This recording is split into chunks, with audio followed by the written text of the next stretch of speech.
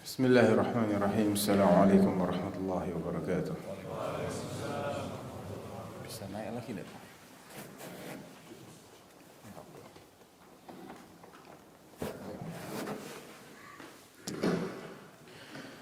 Innal hamdalillah nahmaduhu wa nasta'inuhu wa nastaghfiruh wa na'udzu billahi min shururi anfusina wa sayyiati a'malina. May yahdihillahu fala mudilla lahu wa may yudlil fala hadiya lahu. Asyhadu an la ilaha illallah wahdahu la syarika lahu wa asyhadu anna Muhammadan 'abduhu wa rasuluhu la nabiyya wa la rasula ba'dahu. Sallallahu alaihi wa ala alihi wa sahbihi wa man walaha ma ba'd. فنسأل الله العظيم رب العرش الكريم أن يجعل اجتماعنا هذا اجتماعا مرحوما وتفرقنا من بعده تفرقا معصوما ولا يجعل فينا ولا معنا ولا بيننا شقيا ولا محروما وأن يفقهنا في الدين ويعلمنا التأويل ويجعلنا هداة مهتدين غير ضالين ولا مضلين اللهم آمين. Baik, ayuhal ikhwah, barakallahu fiikum. Alhamdulillah, kembali kita dipertemukan oleh Allah Subhanahu wa taala. Terakhir tahun berapa ya Anda kesini ya? 2024. Masya Allah, 2024. Alhamdulillah, ini yang ketiga kalau nggak salah. Kita bisa berdaurah lagi, mudah-mudahan diberi keistiqomahan oleh Allah Subhanahu wa taala, diberi taufik untuk memahami kemudian mengamalkan ya. Baik, kita insyaallah akan bahas kitab Manzilatus Sunnati fil Islam wa bayanu annahu la yustaghna anha bil Quran, yang artinya kedudukan sunnah Rasulullah dalam Islam, dan bahwasanya gak bisa Al-Quran itu dipahami tanpa sunnah. Al-Quran tidak bisa diamalkan, gak bisa difahami tanpa merujuk kepada sunnah. Ini disusun oleh Syekh Muhammad Nasiruddin Al-Albani rahimahullahu ta'ala. Baik, manil qari? Taqra. Bismillah. Bismillahirrahmanirrahim. Alhamdulillahi rabbil alamin wassalatu wassalamu ala asyrafil anbiya'i wal mursalin wa ala alihi wa ashabihi ajma'in. Allahumma ighfir lana wa liwalidina wa limasyayikhina wa li jami'il muslimina amin. Qala al-'allama al-Albani rahimahullahu ta'ala manzilatu sunnati fil Islam wa bayanu annahu la yustaghna 'anha bil Qur'an. Innal hamdalillah nahmaduhu wa nasta'inuhu wa nastaghfiruh wa na'udzu billahi min shururi anfusina wa sayyiati a'malina. May yahdihillahu fala mudilla lahu wa may yudlil fala hadiya lahu. Wa asyhadu an la ilaha illallah wahdahu la syarika lahu wa asyhadu anna Antum baca dari mana? Dari sini kan? Muqaddimah dulu. Dari muqaddimah. Bismillah. Bismillahirrahmanirrahim. Muqaddimatun. Alhamdulillah wassalatu wassalamu ala Rasulillah wa ala alihi wa sahbihi wa man wala. Wa ba'd. فهذه محاضرة كنت قد ألقيتها في مدينة الدوحة عاصمة قطر في شهر رمضان المبارك من عام 92 بعد 300 وألف هجرية. وقد اقترح علي بعض الإخوان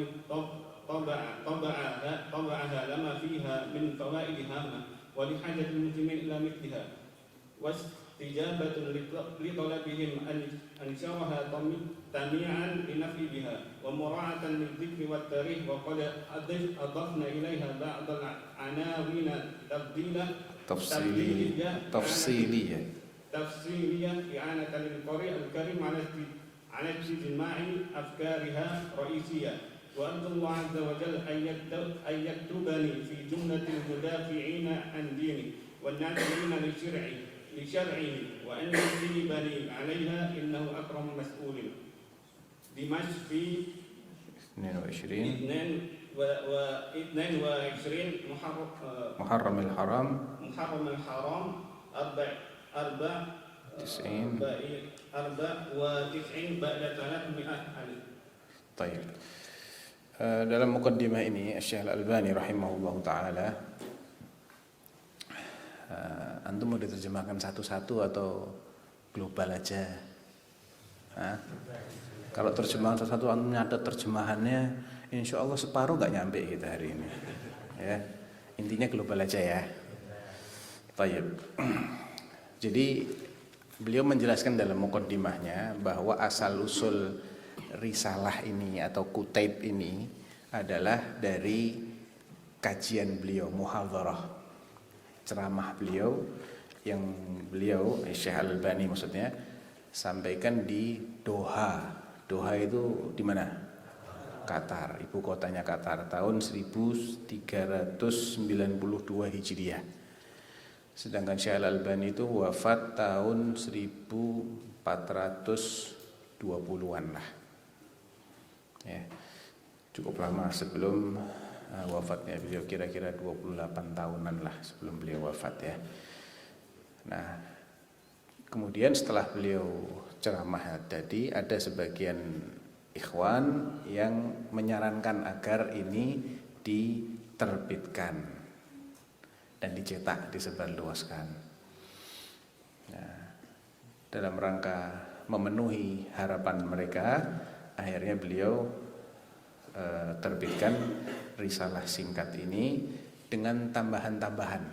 Jadi kan biasa kalau orang ceramah itu kan kadang sistematikanya tidak terlalu detail gitu kan ya, global. Nah, tapi kalau mau dibuat sebagai buku, maka harus disesuaikan. Maka beliau tambah subtema, anawin tafsiliyah, supaya pembaca itu lebih mudah untuk memahami topiknya apa tuh nih sekarang ini yang dibahas apa gitu ya. Taib.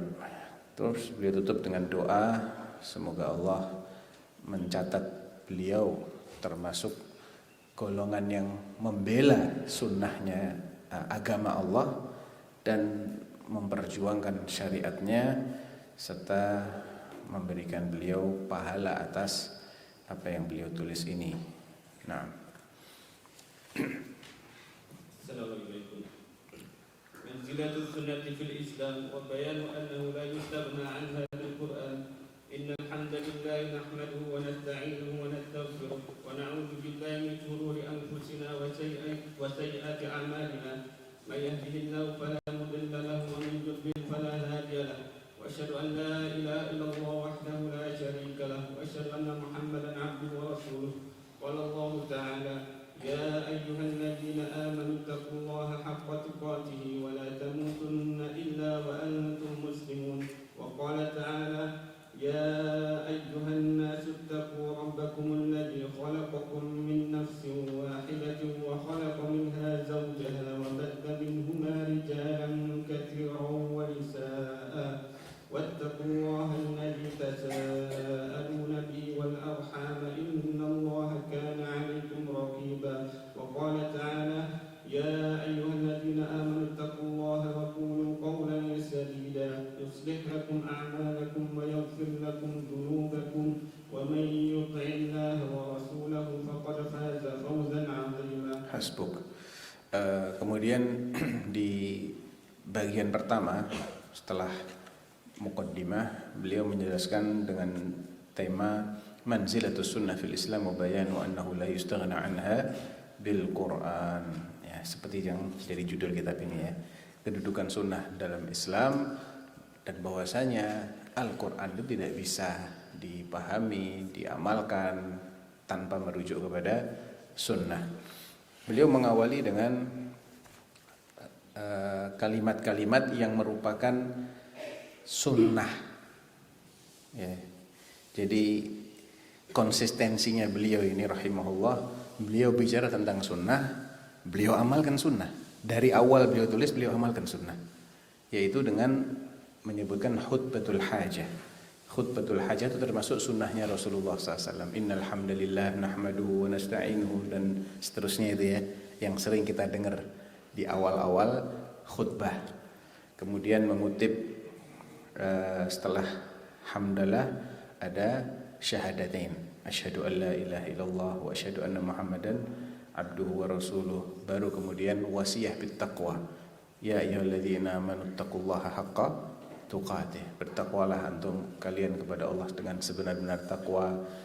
Kemudian ayat keduanya dikutip juga dari surat An-Nisa, kemudian yang ketiganya dari surat akhir-akhir surat Al-Ahzab. Nah, ini adalah yang dikenal dengan apa tadi?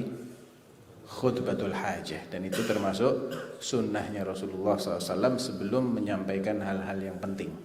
Ya. Nah. أما بعد فإن أصدق الحديث كتاب الله وأحسن الهدي هدي محمد صلى الله عليه وسلم وشر الأمور محدثاتها وكل محدثة بدعة وكل بدعة ضلالة وكل ضلالة في النار وبعد فإني لا أظن أنني سوف لا أستطيع أن أقدم إلى هذا الحفل الكريم لا سيما وفيه العلماء الأجلة والأساتذة الفضلاء شيئا من العلم لم يسبق أن أحاطوا به علما فإن صدق ظني فحسبي من كلمة هذه أن أكون بها مذكرا متابعا لقول الله تبارك وتعالى وذكر فإن الذكرى تنفع المؤمنين. Nah, kemudian beliau juga mengikuti dengan amma ba'd. Amma ba'd ini menurut sebagian ulama itu yang dimaksud dengan faslul khitab. Ya, faslul khitab yang disebut dalam Al-Quran diajarkan kepada Dawud itu adalah kata-kata amma ba'd untuk memisahkan antara yang sebelumnya dengan pembahasan berikutnya. Amma ba'd fa inna asdaqal hadithi kitabullah. Ini sebetulnya kutipan dari hadis Nabi, ya. Kutipan dari hadis Nabi yang juga masuk dalam kelengkapan dari khutbatul hajah. Sebenar-benar ucapan adalah kitabullah, Al-Quran. Ya, karena Al-Quran itu adalah kalamullah, ucapannya Allah Subhanahu wa taala. Allah benar-benar mengucapkannya dengan huruf-huruf dan dengan suara yang bisa didengar, tapi kita tidak mendengarnya. Ya, yang mendengarnya Jibril alaihissalam disampaikan kepada Rasulullah sallallahu alaihi wasallam. Wa ahsanal hadi hadi Muhammad, dan sebaik-baik bimbingan, petunjuk, guidance, bahasa Boyolalinya ya, guidance, betul tuh? Nah, adalah bimbingan dan petunjuknya Muhammad sallallahu alaihi wasallam. Kenapa? Ya karena beliau yang paling paham tentang kebenaran. Maka apa yang beliau ajarkan itulah yang paling benar. Wa syarrul umur muhdatsatuha. Setelah menyebutkan sebaik-baik bimbingan, disebutkan lawannya. Sejelek-jelek perkara adalah al-muhdatsat. Dalam agama ya. Kalau dalam dunia bagus, muhdats itu bagus. Inovasi itu muhdats semua itu. Penemuan-penemuan dalam dunia itu bagus. Tapi kalau dalam agama enggak ada yang bagus. Syarrul umur itu. Karena agama ini sudah sempurna.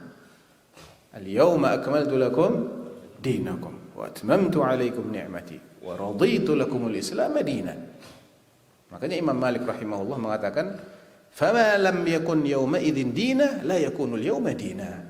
Apapun yang saat ayat ini turun, ayat al-yawma akmaltu lakum dinakum itu, ketika dia turun tidak pernah diajarkan oleh Nabi sebagai agama, sebelum-sebelumnya nggak pernah diajarkan sebagai agama, maka sampai kapanpun nggak boleh dianggap sebagai agama karena sudah sempurna.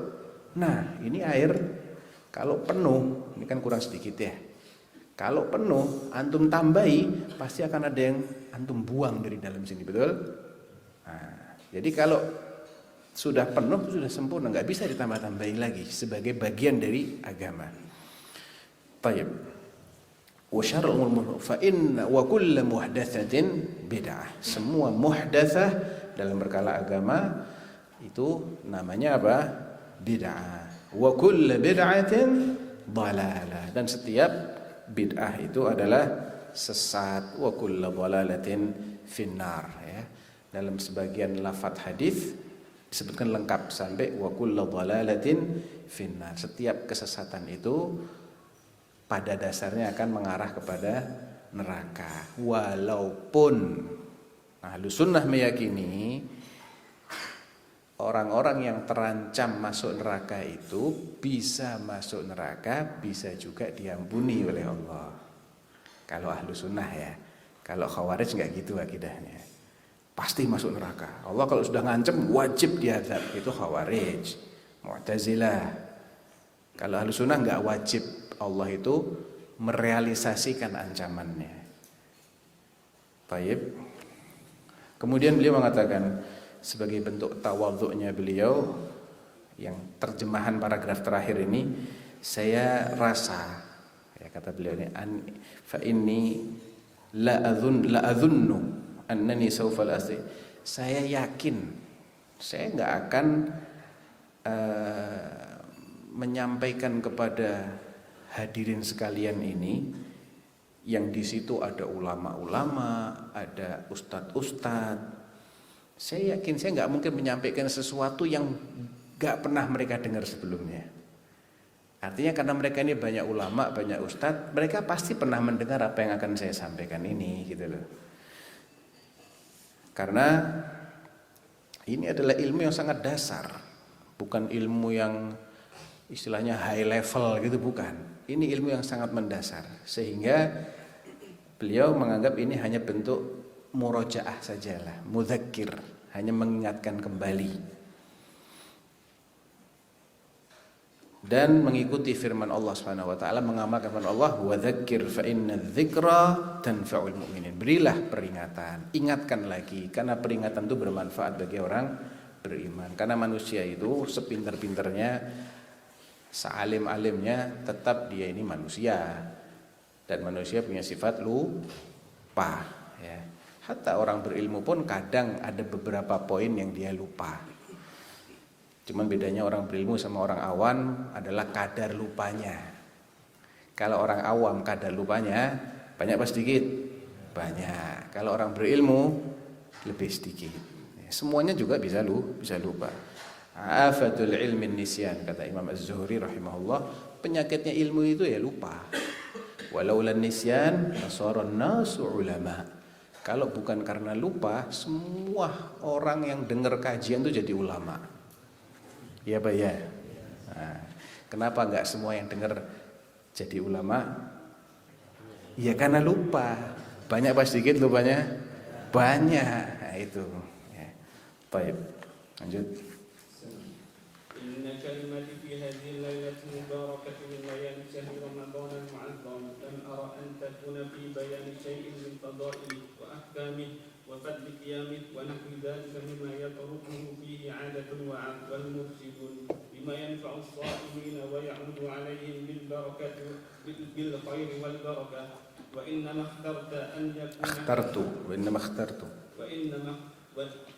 وإنما اخترت أن يكون حديثي في بحث هام جدا لأنه أصل من أصول الشريعة الغرة وهو بيان أهمية السنة في التشريع الإسلامي. Nah, beliau kebetulan menyampaikan muhadharahnya itu ya, ceramah beliau itu di bulan Ramadan. Tapi sengaja nggak bahas tentang keutamaan bulan Ramadan, yang biasa menjadi tema pembahasan orang-orang yang ingin menyampaikan mau'idhah, menyampaikan ceramah di bulan Ramadan, biasanya tentang keutamaan bulan Ramadan. Namun beliau memilih bahwa topik pembicaraan beliau ketika itu adalah satu masalah yang sangat penting sekali, yang termasuk salah satu pokok ajaran syariat, yaitu menjelaskan urgensi sunnah Rasulullah SAW dalam penetapan hukum syariat. Ya, apa urgensinya sunnah dalam menetapkan hukum syariat? Nah, urgensi tahu ya? Tahu artinya urgensi ya? Pentingnya apa sunnah itu? Nah, wazifatu sunnati ma'al Qur'an. Ta'lamuna jami'an anna Allah tabaraka wa ta'ala istafa Muhammadan sallallahu alaihi wasallam bi nubuwwatihi wa ikhtassahu bi risalatihi fa anzala alaihi kitabahu al-Qur'an al-Karim wa amarahu fi jumlatin ma amarahu bihi أن يبينه للناس فقال تعالى وأنزلنا إليك الذكر لتبين للناس ما نزل إليهم والذي أراه أن هذا البيان المذكور في هذه الآية الكريمة يشتمل على نوعين من البيان. الأول بيان اللفظ ونظمه وهو تبليغ القرآن وعدم كتمانه وأداؤه إلى الأمة كما أنزله الله تبارك وتعالى على قلبه صلى الله عليه وسلم وهو المراد بقوله تعالى يا أيها الرسول بلغ ما أنزل إليك من ربك. وقد قالت السيدة عائشة رضي الله عنها في حديث لها ومن حدثكم أن محمدا صلى الله عليه وسلم كتم شيئا أمر بتبليغه فقد أعظم على الله الفرية. ثم تلت الآية المذكورة أخرجه الشيخان. وفي رواية لمسلم لو كان رسول الله صلى الله عليه وسلم كاتما شيئا أمر بتبليغه لكتم قوله تعالى وإذ تقول للذي أنعم الله عليه وأنعمت عليه أمسك عليك زوجك واتق الله وتخفي في نفسك ما الله مبديه وتخشى الناس والله أحق أن تخشاه. Hasbuk. Taib. Kemudian beliau menjelaskan dalam subtema wadhifatus sunnati ma'al Quran. Wadhifah itu artinya apa ya? Perannya lah. Perannya sunnah bersama Al-Quran. Apa peran-peran yang dimainkan, kalau boleh pakai istilah dimainkan ya. Apa peran-peran yang atau tugas-tugasnya sunnah terhadap Al-Quran itu apa?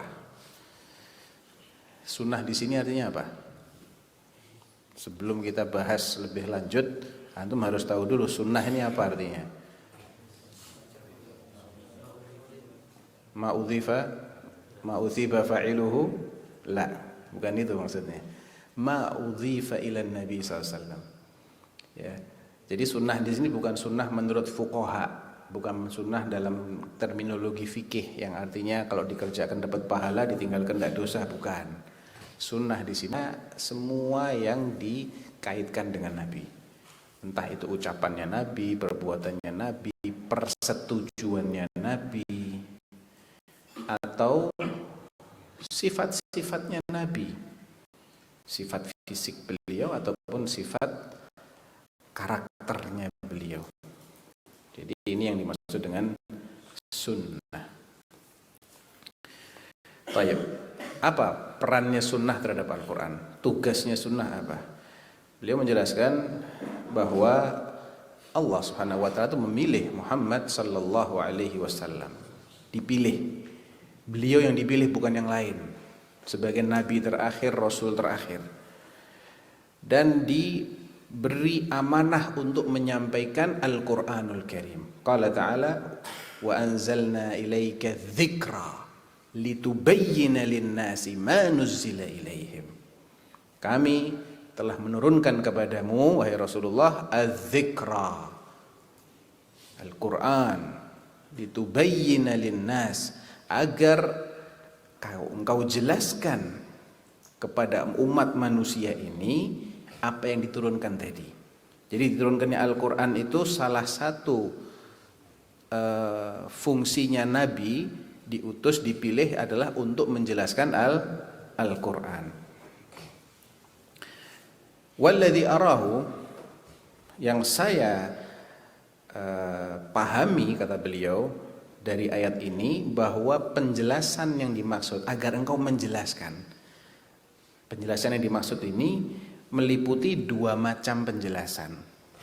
Jadi penjelasan itu ada dua macam. Yang pertama, menjelaskan makna dari lafadz-lafadznya, ya, yang maknanya masih belum dipahami, dijelaskan oleh beliau. Wa nudhumihi, nudhum jamak dari nizam, aturan-aturan Al-Quran. Ada perintah sholat, ada perintah zakat, ada perintah jihad, toharoh, dan lain-lain. Caranya bagaimana? Emang ada dalam Al-Quran penjelasannya lengkap? Tidak ada. Sebagian penjelasan iya, tapi tidak semua penjelasan. Dan salah satu fungsinya sunnah adalah menjelaskan hal-hal yang seperti ini. Ya. Wa huwal muradu biqaulihi ta'ala. Jadi yang pertama adalah bayanul lafzi wa nudhumihi wa huwa tablighul Qur'an wa adamu kitmanihi wa ada'uhu ilal ummah. Pertama, beliau menjelaskan lafaz-lafaz daripada Al-Qur'an yang turun, karena sebelum Al-Qur'an itu turun dan disampaikan kepada umat manusia, kita tidak tahu kan ayatnya bunyinya kayak apa, betul? Apakah kita tahu, oh Al-Quran itu turunnya seperti ini sebelum Nabi menyampaikan? Tahu nggak? Nggak tahu. Al-Quran nyuruh apa sebelum Nabi membacakan ayat-ayatnya, membacakan perintah-perintahnya? Kita juga tidak tahu. Jadi bayan di sini pertama adalah menyampaikan redaksi dari wahyu yang turun itu. Bunyi ayat-ayatnya disampaikan.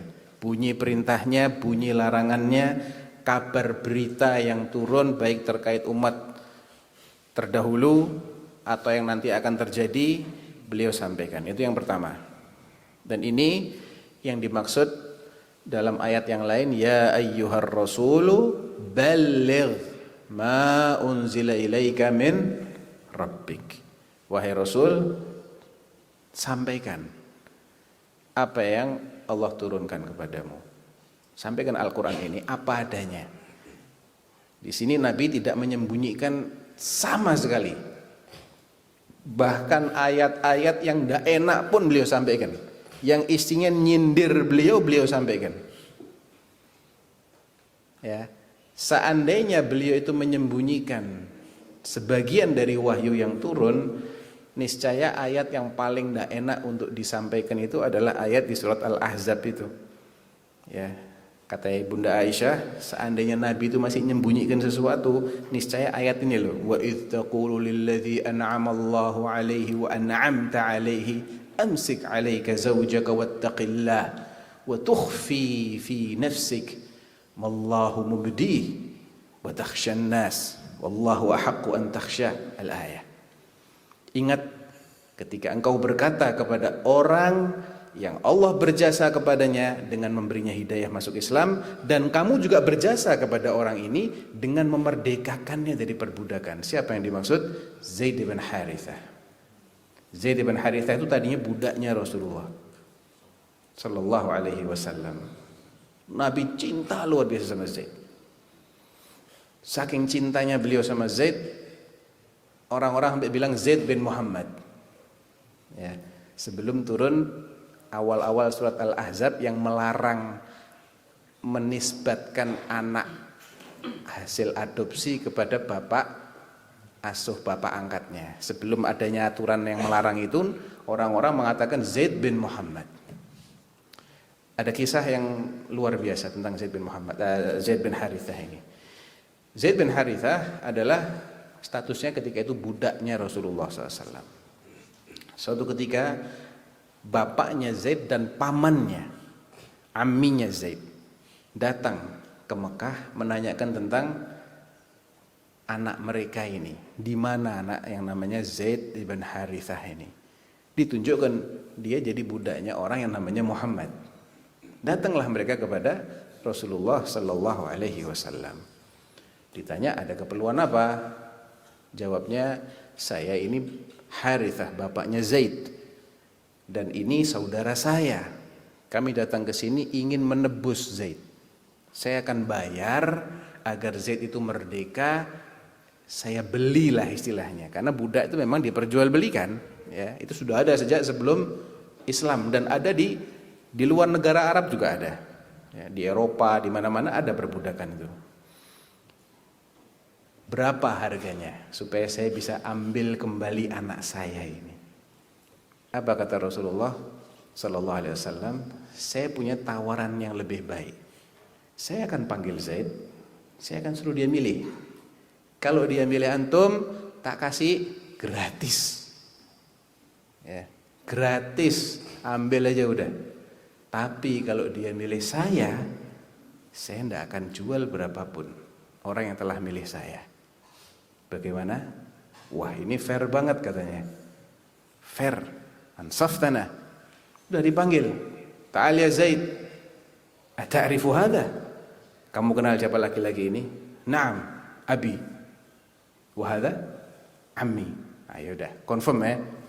Confirm. Wa ana man qad araftuk. Dan kamu sudah tahu kan siapa saya? Itu isyarat. Kamu tahu kan bagaimana aku memuliakan kamu, baikin kamu. Fakhtar, pilih sekarang. Ikut saya atau ikut mereka? Milih ikut Rasulullah. Ya, milih ikut Rasulullah sallallahu alaihi wasallam. Hada Zaid. Dan akhirnya beliau merdekakan Zaid dan jadi orang kesayangan Rasulullah sampai julukannya Hibbu Rasulillah, ay Habibu Rasulillah. Nah, ketika ayat ini turun, Zaid itu dinikahkan oleh Nabi dengan Zainab binti Jahsh Al-Makhzumiyah. Zaid statusnya awalnya adalah budak maula. Secara nasab jauh di bawahnya Zainab. Zainab itu min Bani Makhzum. Bani Makhzum itu min ilyatil qaum, bangsawannya Quraisy, saingannya Bani Hashim. Dari zaman jahiliyah yang selalu jadi rivalnya Bani Hashim itu adalah Bani Makhzum. Abu Jahal itu Bani Makhzum. Wahdi Makhzumiyah Quraisyiyah, wanita merdeka sejak lahir nggak pernah jadi budak. Alhasil setahun pernikahan mereka ini nggak bisa dipertahankan. Ya. Nasihatnya Rasulullah kepada Zaid, amsik alaika zaujak wattaqillah. Pertahankan istrimu, jangan kamu cerai. Bertakwalah kamu kepada Allah. Ya. Jadi sebenarnya masalahnya ini bukan masalah apa-apa, enggak. Zainab tidak bisa menundukkan dirinya untuk melayani Zaid. Bukan karena Zaid ini bukan orang baik. Dia tidak pernah mengkritik kesolehannya Zaid, ketakwaannya Zaid. Cuman secara nafsiyah aja. Ya, dia nggak bisa, dia takut gitu. Kalau nggak melayani Zaid nanti jadi istri yang durhaka. Gitu kan? Nah, akhirnya Nabi berpesan jangan sampai cerai ya, pertahankan. Nabi itu dalam hati ketakutan apa? Wa tubdi fi nafsika wallahu wa tukhfi fi nafsika wallahu mubdi.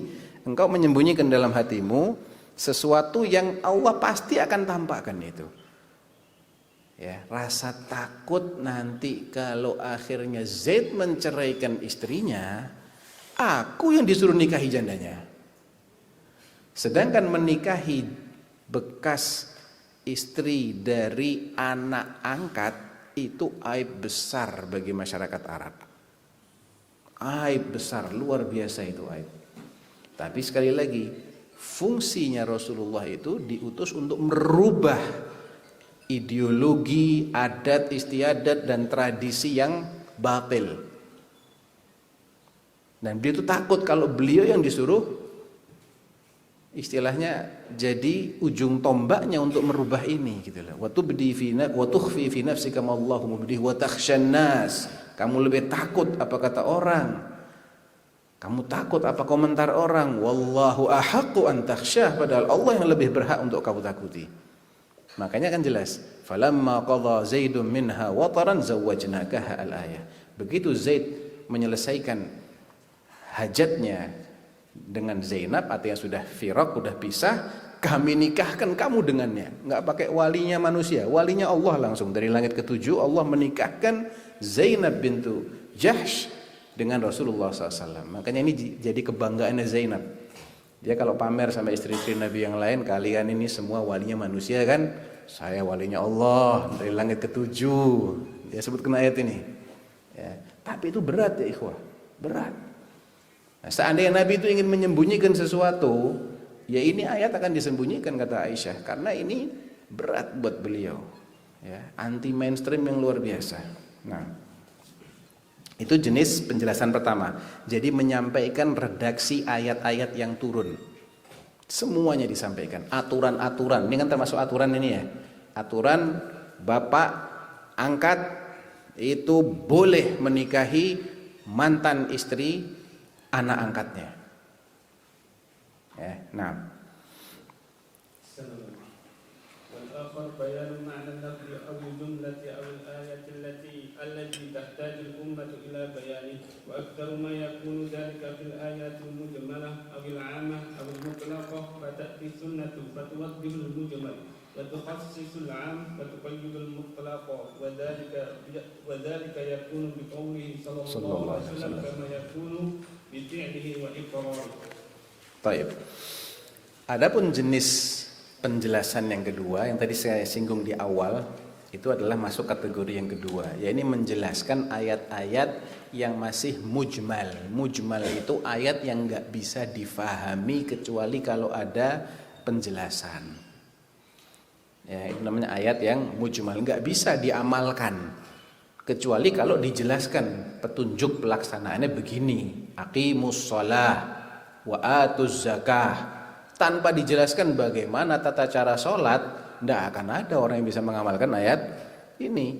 Tanpa dijelaskan zakat itu terkait harta apa aja, apa syarat-syaratnya, berapa kadarnya, diberikan kepada siapa.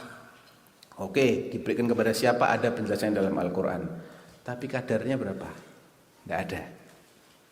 Ya, kadar zakat itu berapa? Tidak ada dalam Al-Quran. 2,5%, 5%, 10%, tidak ada dalam Al-Quran itu.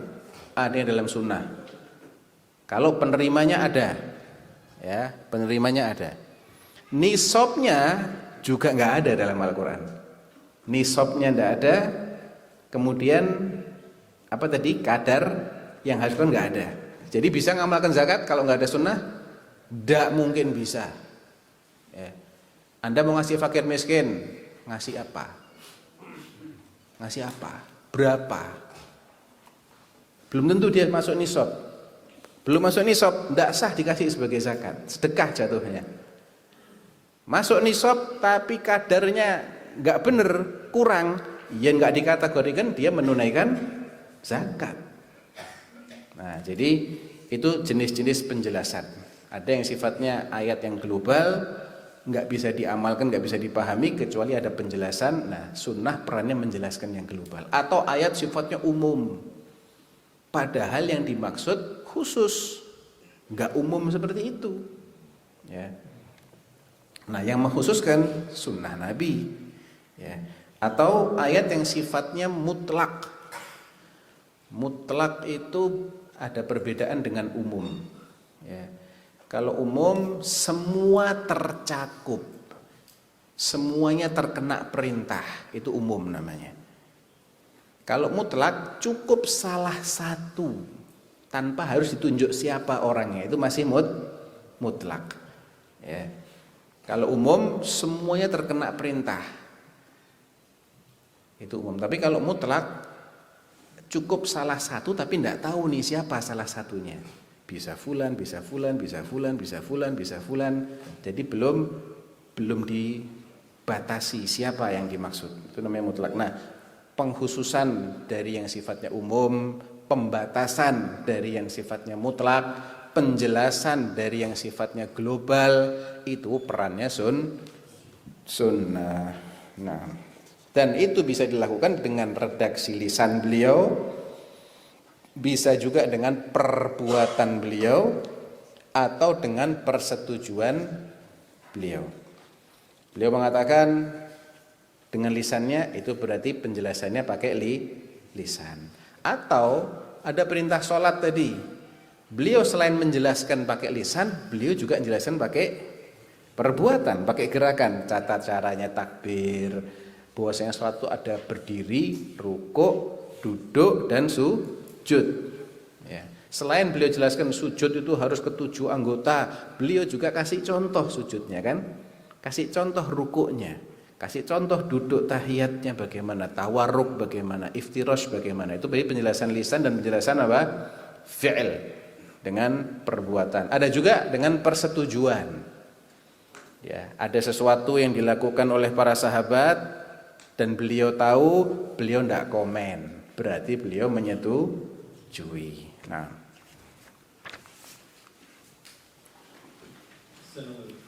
darurat sunnah difahmi Al-Qur'an wa amthilatun ala dzalik وقوله تعالى والسارق والسارقة فقطعوا أيديهما مثال صالح لذلك فإن السارق فيه مطلق شارد فبينت السنة القولية الأول منهما وقيدته بالسارق الذي يسرق ربع دينار بقوله صلى الله عليه وسلم لا قطع إلا في ربع دينار فصاعدا أخرجه شيخان كما بينت الآخر بفعله صلى الله عليه وسلم أو فعل أصحابه وإقراره فإنهم كانوا يقطعون يد السارق من عند مفصل من عند المفصل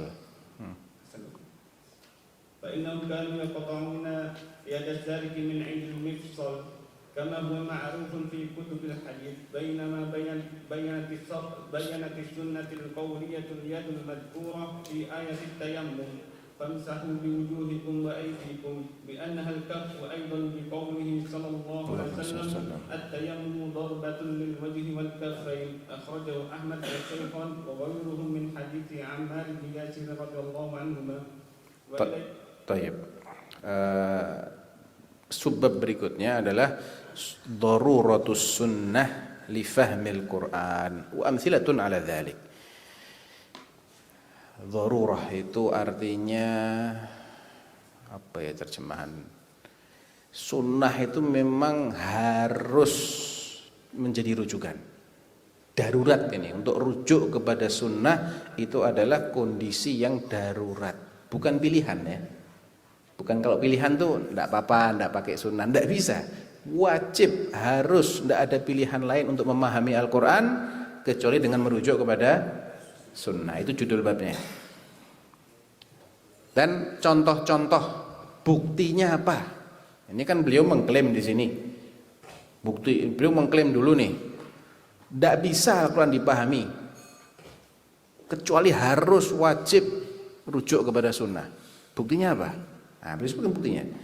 Contohnya firman Allah, was-sariqu was-sariqah faqta'u aydiyahuma jazaa'an bima kasaba nakalan minallah. Wallahu azizun hakim. Pencuri laki-laki dan pencuri perempuan, potong tangan mereka berdua sebagai balasan atas perbuatan mereka dan hukuman dari Allah.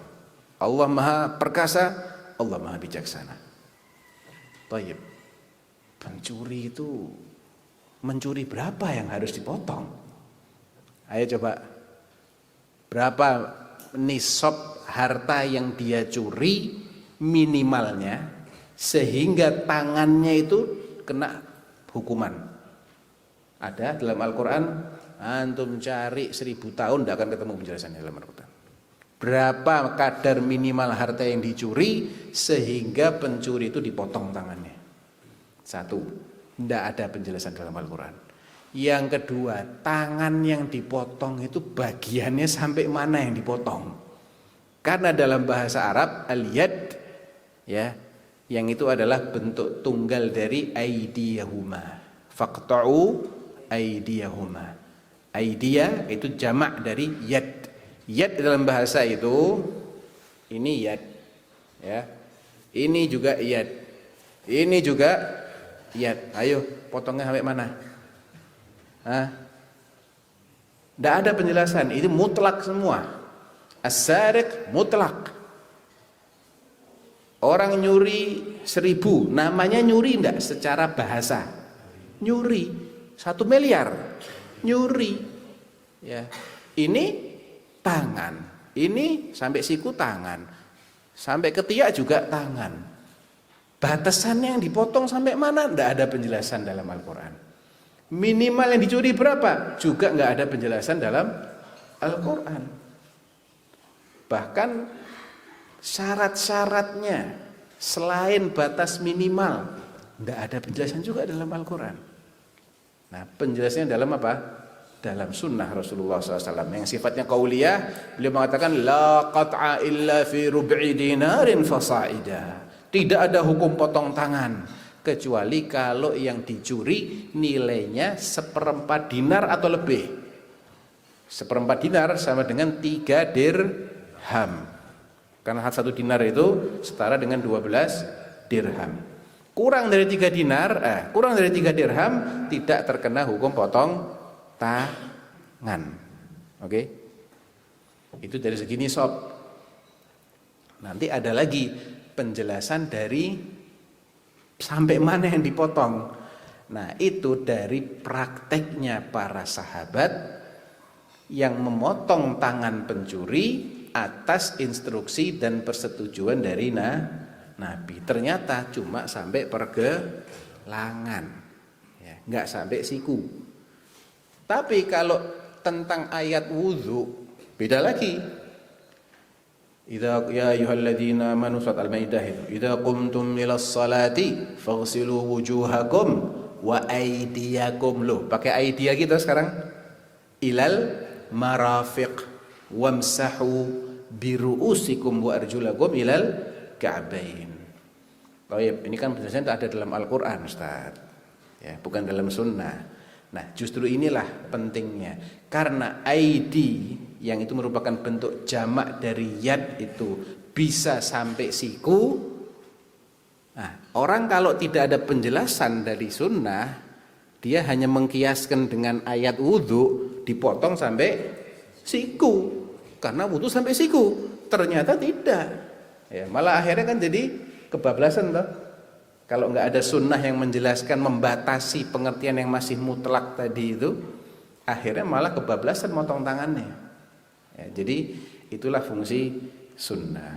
Kemudian ketika nggak wudhu tapi tayamum, kan dalam ayat yang sama.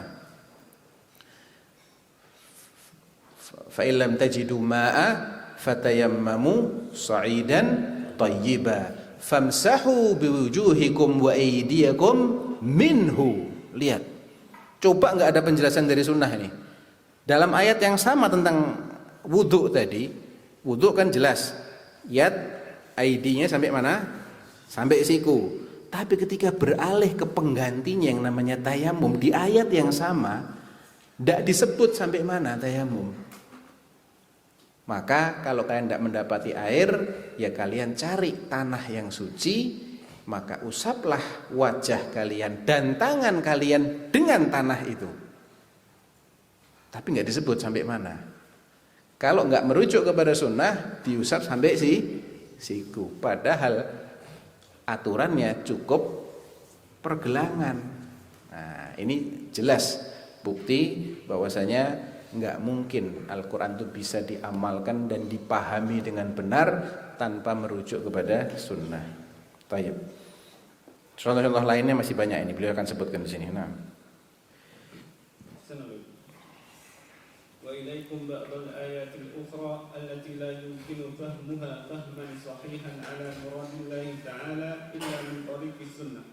Al-awwal qawluhu ta'ala الذين آمنوا ولم يلبسوا إيمانهم بظلم أولئك لهم الأمن وهم مهتدون فقد فهم أصحاب النبي صلى الله عليه وسلم قوله بظلم على عمومه الذي يشمل كل ظلم ولو كان صغيرا ولذلك استشكلوا الآية فقالوا يا رسول الله صلى الله عليه وسلم أينا لم يلبس إيمانه بظلم فقال صلى الله عليه وسلم ليس بذلك إنما هو الشرك ألا تسمعون إلى قول لقمان قال الله تعالى إن الشرك لظلم عظيم أخرجه الشيخان وغيرهما. Nah, contoh lainnya.